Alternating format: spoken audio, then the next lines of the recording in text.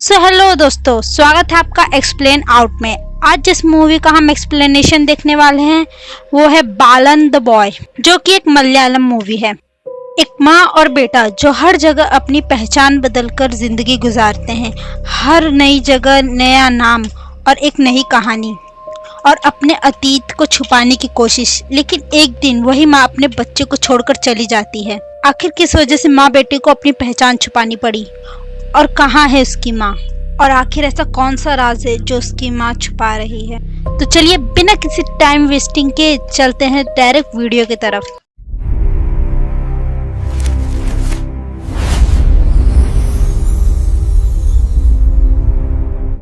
Film की शुरुआत होती है जेल से, जहाँ एक माँ अपने बच्चे को एक कहानी सुना रही थी। वो औरत 5 साल बाद अपने बच्चे के साथ जेल से बाहर जा रही थी, लेकिन निकलते वक्त एक औरत उन्हें देखती है और उन्हें अपने पास बुलाती है। उस औरत का नाम शमनाथा था। शमनाथा उस औरत से कहती है कि मुझे बताए बिना कहाँ जा रही है। पता है ना, तेरी सजा कम कराने के लिए मैंने क्या क्या किया, और आज तू मेरी वजह से बाहर जा रही है। शमनाथा उसे अपना नंबर देती है, लेकिन वो औरत उसका नंबर नहीं ले रही थी। तभी शमनाथा ने उस बच्चे के पॉकेट में अपना नंबर डाल दिया, साथ ही कहा कि वो भी कुछ दिनों में जेल से बाहर आ जाएगी और तब वो उससे मिलेगी और उसे उसका एहसान उतारना पड़ेगा। वो औरत वहां से चली जाती है और यहाँ पुलिस वाली उस औरत को एक एनजीओ का कार्ड देती है और दोनों माँ बेटे जेल से बाहर निकल जाते हैं। बाहर निकलते ही उस औरत ने शमनाथा की दी हुई नंबर और एनजीओ का कार्ड दोनों ही डस्टबिन में फेंक दिया। अब वो औरत अपने बच्चे को लेकर एक ढाबे पर जाती है। वो दोनों वहां पर खाना खाते हैं और देखती है कि ढाबे का मालिक बहुत ही बूढ़ा और काफी कमजोर है। जब वो आदमी उससे पैसे मांगता है तो वो औरत कहती है कि उसके पास पैसे नहीं है। वो बूढ़ा आदमी कहता है पैसे नहीं है तो खाना क्यों खाया। औरत कहती है कि वो उसके यहाँ ढाबे पर काम कर देगी, साथ ही वो उससे काम भी मांगती है। आदमी कहता है कि वो उसे काम पर नहीं रख सकता क्योंकि उसका ढाबा ही बहुत मुश्किल से चलता है, तो वो उसे पैसे कैसे देगा। लेकिन औरत कहती है कि उसे पैसे नहीं चाहिए, बस काम के बदले में 2 वक्त का खाना मिल जाए और उसे इस ढाबे में रहने की जगह। साथ ही उसे एक झूठी कहानी सुनाती है कि उसके पति को हाथी ने कुचल कर मार दिया। ये सुनकर बूढ़ा आदमी थोड़ा इमोशनल हो जाता है और वो उसे काम पर रख लेता है। बूढ़ा आदमी उन दोनों का नाम पूछता है तो वो औरत अपना नाम इंदु बताती है और अपने बेटे का नाम अभिजीत बताती है। यहाँ पर औरत जो नाम बताती है वो दोनों ही फर्जी थे। अब यहाँ पर मैं एक बात बता दूं कि आगे भी इस लेडी का नाम हम इंदु से ही मेंशन करेंगे। अब आगे इंदु वहाँ पर बूढ़े आदमी के यहाँ ईमानदारी से और पूरी लगन से काम करने लगती है, जिसके कारण बूढ़े आदमी का ढाबा भी अच्छे खासा चलने लगता है। ऐसे ही एक दिन ढाबे पर एक आदमी आता है। वो ढाबे के मालिक से इंदु के बारे में पूछता है कि वो कौन है और यहाँ पर क्या कर रही है। बूढ़ा आदमी कहता है कि वो जो भी है उसके लिए बहुत खास है और उसे वहाँ से भेज देता है। उसके जाने के बाद वो बूढ़ा आदमी इंदु के पास आता है और चाबी देते हुए कहता है कि आज से तुम मेरी बेटी हो और तुम्हारा बेटा मेरा पोता है। तुम दोनों ही मेरे घर पे मेरी बेटी और पोता बनकर चलो। आगे जब बूढ़ा आदमी अपने ढाबे पर आता है तो देखता है ढाबे पर ताला लगा है और चाबी भी दरवाजे के बाहर रखी है। मतलब कि इंदु और उसका बच्चा अब ढाबा छोड़कर चले गए हैं। सीन शिफ्ट होता है जहां इंदु और उसका बेटा बस में होते हैं। बच्चा अपनी माँ से पूछता है कि हमने बूढ़े दादाजी का ढाबा क्यों छोड़ दिया, तो उसकी माँ कहती है कि हम दोनों एक दूसरे के लिए काफी है, हमें किसी तीसरे की जरूरत नहीं। थोड़ी देर बाद बच्चा अपनी माँ से पूछता है कि अब कौन सी दूसरी कहानी और उसका अब कौन सा नया नाम होगा। इंदु उसके कान में एक नया नाम बताती है और यहाँ हमें पता चलता है कि इंदु के पास्ट में कुछ ऐसा हुआ था जिसके कारण ये दोनों अपना नाम और पहचान बदल बदल कर रहते थे, ताकि उनका अतीत का साया उनके आज पर ना पड़े। आगे इंदु अपना और अपने बच्चे का एक फर्जी नाम बताकर एक फैक्ट्री में काम करने लगती है। साथ ही वो एक थिएटर में साफ सफाई का काम करने लगती है।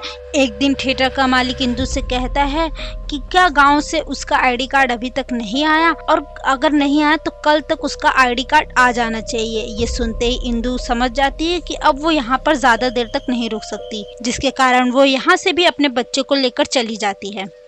अब वो एक नई जगह आती है जहाँ वो एक मुस्लिम बनकर फैक्ट्री में काम कर रही थी।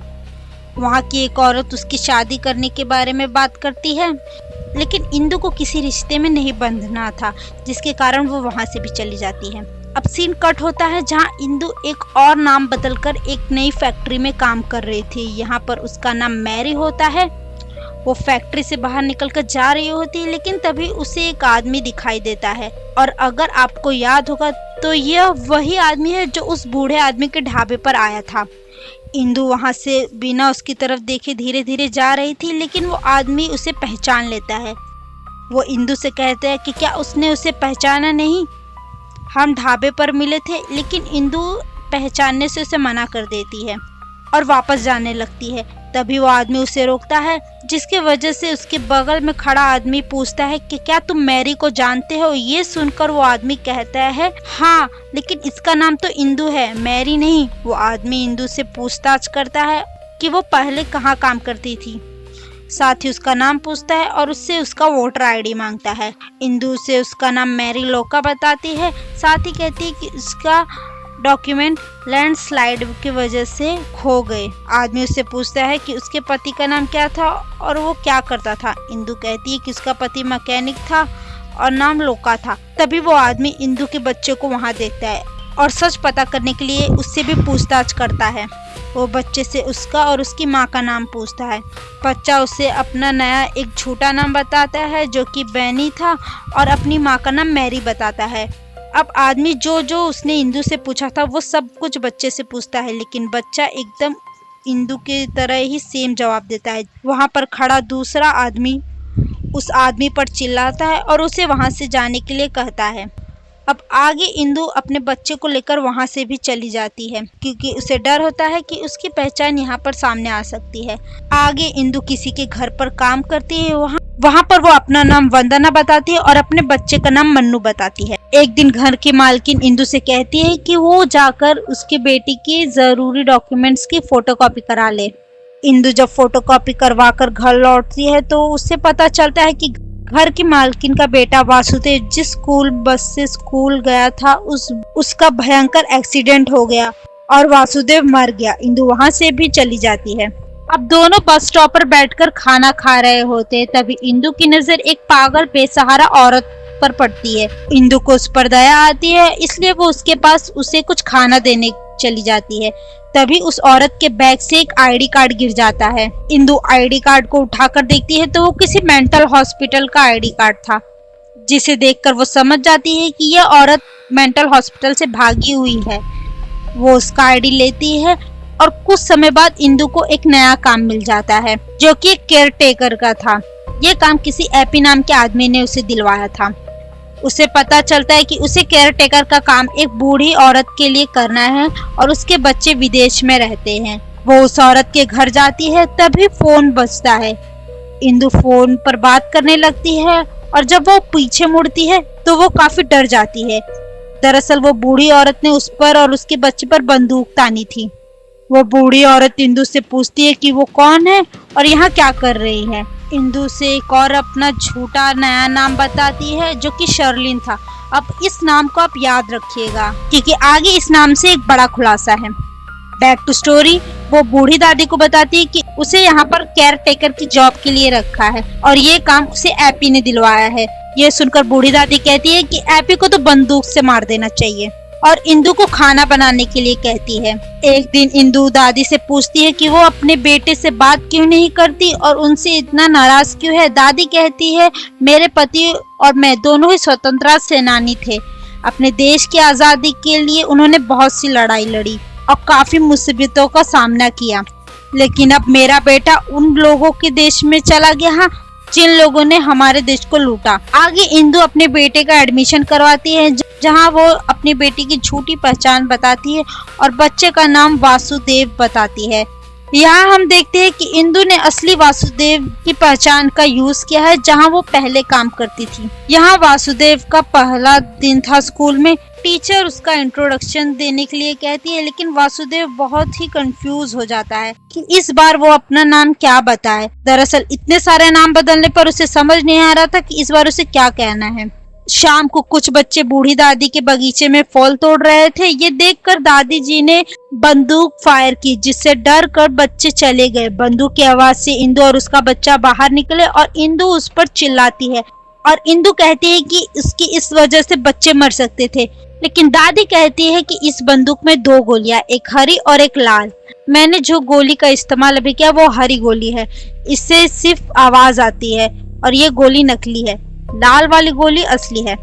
अब आगे धीरे धीरे इंदु, वासुदेव और बूढ़ी दादी के बीच का बॉन्ड बहुत अच्छा हो रहा था। एक दिन दादी देखती है कि इंदु अपने बच्चे को आगे के दरवाजे से नहीं बल्कि पीछे के रास्ते से स्कूल ले जाती है।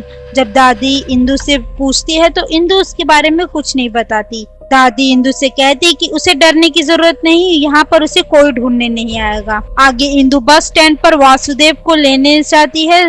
वो स्कूल बस को कभी भी घर तक नहीं आने देती थी, लेकिन वो देखती है कि वासुदेव वहाँ पर नहीं है। वो उसे ढूंढती है, जहाँ वो देखती है कि वासुदेव कुछ बच्चों लोगों के साथ थोड़ी ही दूरी पर खेल रहा था। इंदु उसे वापस वहाँ पर लाती है और चिल्लाती है और कहती है कि मना किया था ना कि यहाँ से नहीं जाना है। ये सुनकर वासुदेव थोड़ा उदास हो जाता है। ये देखते ही इंदु उसे प्यार से कहती है कि आगे से यहीं खड़ा रहे, चाहे माँ को कितनी भी देर हो जाए आने में, लेकिन माँ आएगी। अब सीन शिफ्ट होता है और हमें रात का सीन दिखाया जाता है, जहाँ बूढ़ी दादी इंदु से उसके बारे में कुछ बताने के लिए कहती है। इंदु दादी से कहती है कि उसके बारे में बताने के लिए कुछ भी नहीं है, जिसे सुनकर बूढ़ी दादी कहती है कि कुछ तो बता, कोई कहानी ही सुना दे। तो इंदु ये सुनकर एक कहानी सुनाती है, जहाँ वो कहती है कि एक शैतान ने एक राजकुमारी को झूठे प्यार के जाल में फंसाया और जब राजकुमारी को सच का पता चला तो शैतान ने उसे अपना गुलाम बना लिया। कुछ समय बाद जब राजकुमारी को पता चला कि वो पेट से है, तो वो अपने बच्चे के लिए सोचने लगी कि उसका बच्चा पैदा होने के बाद क्या बनेगा, अपनी माँ की तरह गुलाम कि अपने बाप की तरह शैतान। जिसके कारण उस माँ ने उस शैतान को मार दिया और उसे दफनाकर उस पर केले का पेड़ लगा दिया। ये कहानी सुनाते वक्त इंदु काफी इमोशनल हो जाती है, जो कि दादी देख लेती है और वो समझ जाती है कि ये कोई कहानी नहीं बल्कि इंदु की हकीकत है, जो कि उसके पास्ट में घटी थी। बूढ़ी दादी उसे कहती है कि वो यहाँ पर आराम से रह सकती है और अपना घर समझे, और जब मैं मर जाऊँ तो इसके बारे में वो किसी को न बताए, बल्कि उसे यहीं के बगीचे में दफना दे और उस पर एक केले का पेड़ लगा दे और बाद में अपने बच्चे के साथ यहाँ पर आराम से रहे। आगे इंदु और दादी एक दूसरे की बातों से हंसने लगते हैं और इंदु और उसके बच्चे काफी खुश होते हैं। लेकिन ये खुशी सिर्फ कुछ वक्त की थी। एक दिन इंदु एक शॉप पर होती है, तभी उसे कोई आवाज देता है। वो पीछे देखती है तो वहाँ शमनाथा थी, वही औरत जो जेल में उसके साथ थी। शमनाथा उसे देखकर काफी खुश हो जाती है और कहती है कि उसे जेल से छूटे पूरे 3 महीने हो गए हैं, लेकिन उसने उसे फोन नहीं किया। शमनाथा उसे अपने धंधे में लाने की कोशिश करती है। यहाँ हमें पता चलता है कि शमनाथा लड़कियों की तस्करी का काम करती थी, जिससे वो इंदु को भी शामिल करना चाहती थी, लेकिन इंदु ये सब नहीं करना चाहती थी। वो वहाँ से जल्दी से चली जाती है और घर जाकर सामान पैक करने लगती है और अपने बेटे से कहती है कि अब उन्हें यहाँ से जाना पड़ेगा, लेकिन उसका बेटा कहता है कि वो यहाँ से नहीं जाना चाहता और वापस स्कूल जाना चाहता है। इंदु उस पर चिल्लाती है और बाहर आकर रोने लगती है। तभी बूढ़ी दादी घंटी बजाती है और इंदु को अपने पास बुलाती है। इंदु वहां जाती है और देखती है कि दादी की तबीयत खराब हो रही है। इंदु दादी को इनहेलर देती है, लेकिन इनहेलर वो दादी फेंक देती है और कहती है कि वो यहाँ से क्यों जा रही है और वो कब तक भागेगी। साथ ही बूढ़ी दादी कहती है कि मेरी आखिरी ख्वाहिश है कि तू और तेरा बेटा यहीं रहे, और ये कहने के बाद बूढ़ी दादी मर जाती है। ये देखकर इंदु काफी रोती है और दादी के कहे मुताबिक उन्हें दफना कर एक केले का पौधा लगा देती है। कुछ दिन बाद बच्चे वापस बगीचे में आते, जिसे देखकर इंदु बंदूक में हरी गोली डाल फायर करती है और बच्चों को डराती है।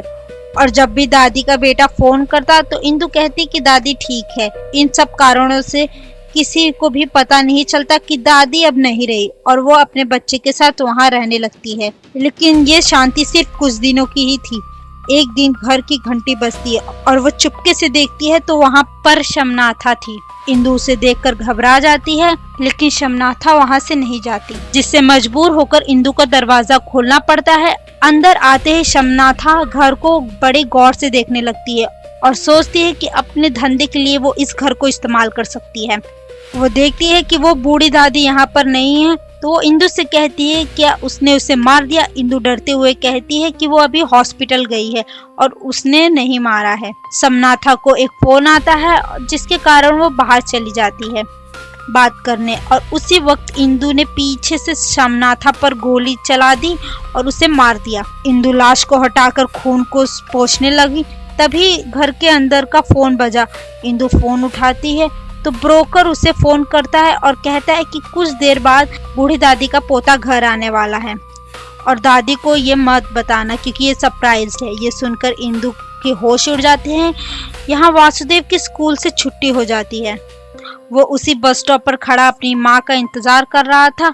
यहाँ बूढ़ी दादी का पोता घर आ गया था। ब्रोकर ने जाकर दरवाजा खोला लेकिन एक जोरदार गोली की आवाज आती है। सीन शिफ्ट होता है और स्टेशन का सीन दिखाया जाता है जहाँ एक आदमी सीआई के सामने पवित्रन नाम के ऑफिसर के खिलाफ कंप्लेन कर रहा था।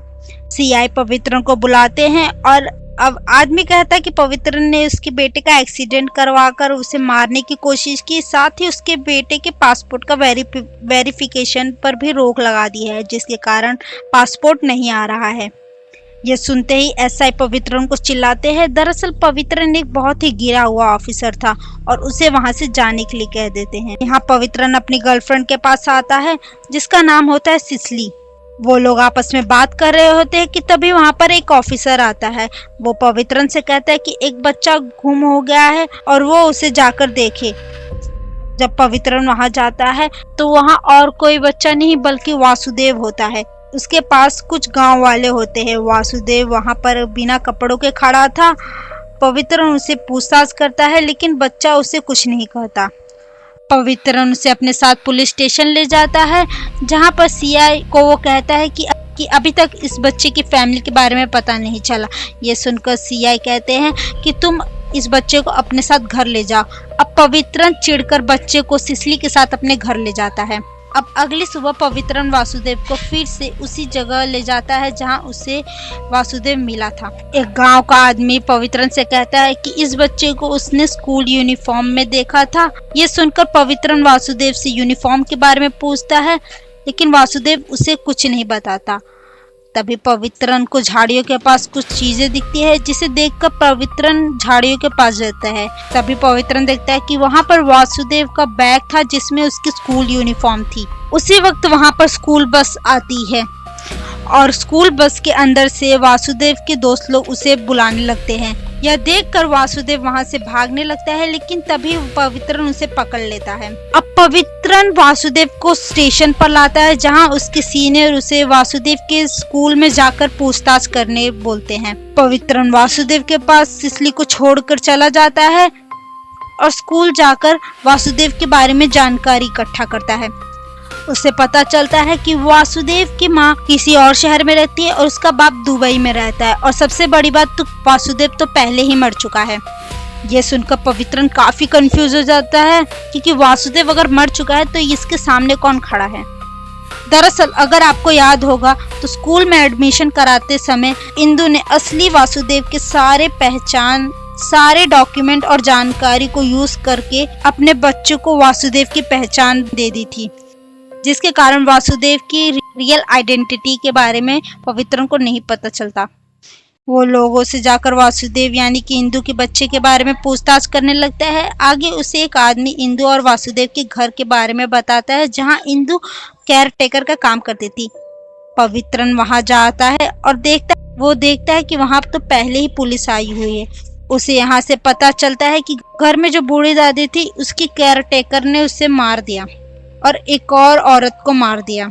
पवित्रन पूछता है कि काम वाली के साथ कोई बच्चा भी था, तो इंस्पेक्टर बताता है नहीं। यहाँ वासुदेव सिसली के साथ लुक्का छुपी खेल रहा था। सिसली बच्चा समझकर वासुदेव पर इतना ध्यान नहीं देती और इसी का फायदा उठाते हुए वासुदेव सिसली को चकमा देकर वहां से भाग जाता है। अब यहाँ पर सीआई पवित्रन पर भड़कते हैं और उससे कहते हैं कि उससे एक बच्चा नहीं संभाला गया, इसकी वजह से पूरा केस उलझ जाएगा। तभी पवित्रन अपने आप को बचाने के लिए सारा इल्जाम सिसली पर डाल देता है और कहता है कि जब वासुदेव यहाँ से भागा तो वो यहाँ पर नहीं था बल्कि सिसली यहाँ पर थी। ये सुनते ही सिसली का दिल बुरी तरह टूट जाता है और वो पवित्रन से रिश्ता खत्म कर लेती है। इसके बाद यहाँ पवित्रन बदले की आग में जलने लगता है क्योंकि उसे लगता है कि उसका प्यार और रेपुटेशन दोनों वासुदेव की वजह से बर्बाद हो गए। अब सीन कट होकर हमें 6 साल के बाद का सिनेरियो दिखाया जाता है जहाँ वासुदेव किशोरावस्था में आ गया था। वासुदेव बस से कहीं जा रहा होता है कि तभी उसे वही रास्ता दिखाई देता है जहाँ उसकी माँ उसे स्कूल के लिए छोड़ा करती थी। वो बस से उतरकर उसी बूढ़ी दादी के घर के यहाँ जाता है। वो देखता है कि अब बूढ़ी दादी का घर पूरा खंडर बन गया है।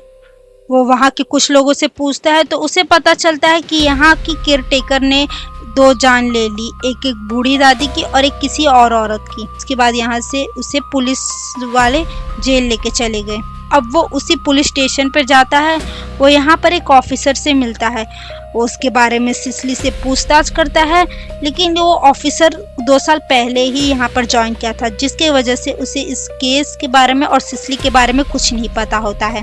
तभी वासुदेव को एक हेड कांस्टेबल दिखाई देता है जिसकी पोस्टिंग उसी समय थी जब वो पुलिस स्टेशन से भागा था। वासुदेव उससे कहता है कि क्या सर आपने मुझे पहचाना? मैं पहले भी यहाँ था जब मैं 5-6 साल का था। ये सुनते ही वो कांस्टेबल को वासुदेव याद आ जाता है। तभी वहाँ पर पवित्रन आता है। वासुदेव को पहचान लेता है और वासुदेव भी उसे पहचान जाता है। पवित्रन उसे अपने साथ कैबिन में लेके जाता है जहाँ वासुदेव पवित्रन से अपनी माँ के बारे में पूछता है। तभी पवित्रन उसे पानी की बोतल भरने के लिए बाहर भेज देता है। वासुदेव पानी भर रहा होता है कि तभी उसके पास हेड कांस्टेबल आता है और वो वासुदेव से कहता है कि वो यहाँ से चला जाए क्योंकि पवित्रन उसकी कोई हेल्प नहीं करेगा बल्कि उसे फंसा देगा। साथ ही वो कहता है कि मैं तुझे जॉर्ज नाम के ऑफिसर का नंबर देता हूँ, उसने तेरी माँ का केस हैंडल किया था। अब यहाँ जॉर्ज वासुदेव को एक जेल के स्टाफ से मिलाता है जहाँ पता चलता है कि वासुदेव की माँ यानी कि जिसने उस घर में मर्डर किया था उसने 2 बार जेल से भागने की कोशिश की थी और कई लोगों को घायल भी किया था, जिसके चलते उसे जेल से निकाल मेंटल हॉस्पिटल भेज दिया था। अब वो दोनों मेंटल हॉस्पिटल पहुंच जाते हैं जहां उसे पता चलता है कि कुछ दिन पहले उस पेशेंट का भाई आकर उसे लेकर चला गया। वासुदेव कहता है मेरी माँ के पास मेरे अलावा कोई नहीं है, तो वो यहाँ पर उसका भाई कैसे आया? हॉस्पिटल का स्टाफ बताता है कि कोई पवित्रन नाम का आदमी आया था जिसने उसकी माँ का भाई हूँ ये कहकर उसकी माँ को लेके चला गया। अब वासुदेव को समझ आता है कि ये सब पवित्रन की चाल है और वो मजबूर होकर पवित्रन के पास वापस जाता है और गुस्से में अपनी माँ के बारे में पूछता है। पवित्रन बेशर्मी से कहता है कि जाकर उसके खिलाफ कंप्लेन कर दे और कहता है कि दिखा अपनी आईडी जिससे पता चले कि तेरी माँ वही औरत है। और यहीं पर वासुदेव फंस जाता है क्योंकि उसकी पहचान तो नकली थी। वासुदेव अपनी माँ के लिए पवित्रन के सामने गिड़गिड़ाता है लेकिन उससे पवित्रन झटक कर वहाँ से चला जाता है। अगले दिन पवित्रन जब पुलिस स्टेशन आता है तो देखता है कि वासुदेव वहीं पर खड़ा है। यहाँ पवित्रन पर एक क्रिमिनल को पकड़ने के लिए ऊपर से प्रेशर आ रहा था। अब वासुदेव का सब्र जवाब दे देता है और वो पवित्रन के पास जाता है और कहता है कि एक बार उसे उसकी माँ से मिलने दे, लेकिन पवित्रन मना कर देता है। तभी वासुदेव अपना हुक्म का इक्का इस्तेमाल करते हुए कहता है कि जिस क्रिमिनल को तुम ढूंढ रहे हो अगर मैं उसका पता बता दूं तो बस शर्त यह है कि मुझे मेरी माँ चाहिए। दरअसल जब वासुदेव जेल से भागा था तो उसी वक्त एक और क्रिमिनल जेल से भागा था जिसका नाम था अब्बास, और वो वही क्रिमिनल था जिसे पवित्रन ढूंढ रहा था। अब यहाँ पर हमें पास्ट का सीन दिखाया जाता है कि जब वासुदेव भाग जाता है तो वो अब्बास के साथ रहने लगा था, जहाँ पर अब्बास उसे थोड़ी बहुत चोरी चकारी सिखाता है और उसे अपने काम में शामिल कर लेता है। लेकिन अभी भी वासुदेव का मन उसकी माँ में अटका था। वो अब्बास से अपनी माँ को ढूंढने के लिए कहता है और हर बार अब्बास उससे कहता कि वो उसकी माँ को जल्दी ढूंढ लेगा। लेकिन बढ़ते समय के साथ वासुदेव को लगता है कि अब्बास उसे झूठ बोल रहा है। अब वासुदेव तंग आ जाता है और वो कहता है कि वो यहाँ से जाना चाहता है, लेकिन अब्बास उसे मना कर देता है। उन दोनों में थोड़ी सी बहस होती है और अब्बास कहता है ठीक है वो जा सकता है, लेकिन जाने से पहले उसका एक आखिरी काम करना होगा। ये सुनकर वासुदेव उसे हाँ कह देता है और यही काम करने वो यहाँ पर आया था, लेकिन अपनी माँ को वापस ढूंढने लगा। अब यहाँ कहानी में प्रेजेंट में दिखाई जाती है जहाँ वासुदेव अब्बास के पास जाता है, जहाँ अब्बास कहता है कि उसने उसकी माँ को ढूंढ लिया है और यही सरप्राइज देने उसने इसे यहाँ बुलाया था। उसको वो कहता है कि उसकी माँ को किसी पवित्र नाम के आदमी ने मेंटल हॉस्पिटल से छुड़ा लिया था। अब इस सीन में हमें पता चलता है कि अब्बास सच में वासुदेव की माँ को ढूंढ रहा था। तभी वहाँ पे पवित्रन आ जाता है अपनी टीम के साथ और अब्बास को पकड़ लेता है। अब्बास समझ जाता है कि वासुदेव ने उसके साथ गद्दारी की। वासुदेव उससे नजर नहीं मिला पाता क्योंकि उसने उसे धोखा दिया था, जिसने उसे सहारा दिया। अब पुलिस अब्बास को पकड़कर ले जा रही थी। अब्बास कहता है ये लोग तेरी माँ को तुझे नहीं मिलने देंगे। जाते जाते वासुदेव अब्बास से माफी मांगता है और पवित्रन के पास आकर अपनी माँ को वापस देने के लिए कहता है, लेकिन पवित्रन उसकी बात को मना कर देता है और कहता है कि जिस तरह मेरा प्यार सिसली मुझसे दूर चला गया, उसी तरह तेरी माँ भी तुझे नहीं मिलेगी, लेकिन एक बार मिलवा सकता हूँ। अब पवित्रन वासुदेव को उसकी माँ को नहीं ले जाता है। वासुदेव उस औरत को चेहरा देखता है तो वो शॉक हो जाता है और वहां से भाग जाता है और यहाँ पवित्रन कंफ्यूज हो जाता है और यहाँ पर पिक्चर का असली राज का खुलासा होता है। दरअसल वासुदेव ने जिस औरत को देखा था वो उसकी माँ नहीं थी, बल्कि वही पागल औरत थी जिसको उन्होंने बस स्टॉप पर देखा था और जिसका असली नाम शर्लिन था, जो कि उसकी माँ यूज कर रही थी। उस दिन जब समनाथा को इंदु ने मार दिया था, तब उसे पता चलता है कि बूढ़ी दादी के पोता और बहू घर आ रहे हैं। इसलिए उसने एक प्लान बनाया और तुरंत बस टर्मिनल पर जाकर उस पागल औरत को ले आए, उसे अपनी तरह तैयार किया और अब इंदु ने असली शर्लिन यानी कि उस पागल औरत को कहा कि यहाँ पर थोड़ी देर में कुछ लोग आ रहे हैं जिन्होंने उसके बच्चे को मार दिया। उस औरत ने उसकी बात मान ली और इंदु ने उसके हाथ में एक बंदूक थमा दी और तुरंत पीछे के दरवाजे से वहाँ भाग गई। जाने से पहले उसने शर्लिन का आईडी कार्ड वहाँ पर टांग दिया और यहाँ पर उन लोगों को लगा कि इस पागल औरत ने बूढ़ी दादी और समनाथा की जान ली है और उस औरत को पुलिस पकड़कर ले गई। यही कारण था जब वासुदेव ने उस औरत का चेहरा देखा तो उसे समझ आ गया कि उसकी माँ कभी पकड़ी ही नहीं गई और उसे अब पता था कि उसकी माँ उसे कहाँ मिलेगी।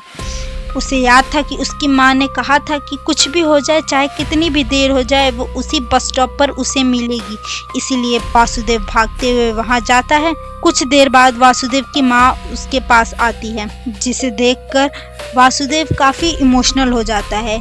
इंदु अपने बेटे को पहचान लेती है और वो भी काफी इमोशनल हो जाती है। दरअसल इंदु भागने के बाद भी थोड़ी दूरी पर वहां पर काम करती थी और रोज आकर अपने बेटे का इंतजार करती थी और आज उसका बेटा उसके सामने था। वासुदेव उससे पूछता है कि माँ अब कौन सी नई कहानी और अब क्या नया नाम होगा। उसकी माँ उसके कान में नया नाम बताती है और फिल्म यहाँ पे खत्म हो जाती है।